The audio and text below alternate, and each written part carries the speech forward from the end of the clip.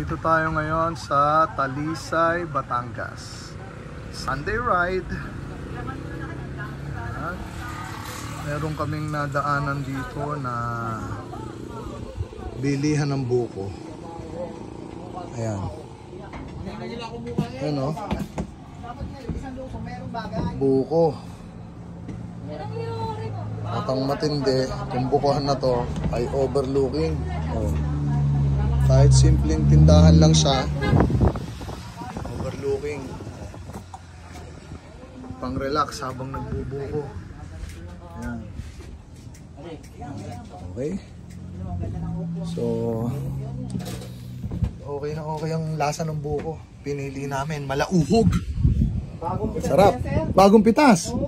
Oo. Kaya matamis.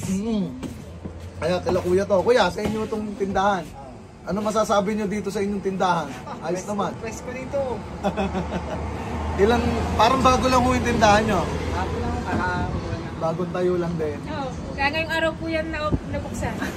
Ito po, itong buko na to, sarili nyong tanim. Hindi. Inaangat din. Okay, pero dito ho inani. Dito rin. Batangas din. Batangas din po. Ayos.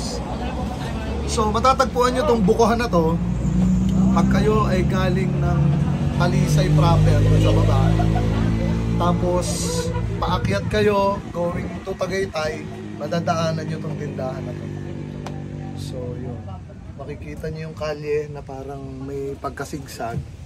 May pagkasigsag yung karsada. Tapos, bagsak yan. Ano? Sungay? Sungay ho ba? Sungay. Tapos, Tagaytay na. Okay. Okay guys, hanggang sa muli. Mamaya ulit sa Tagaytay.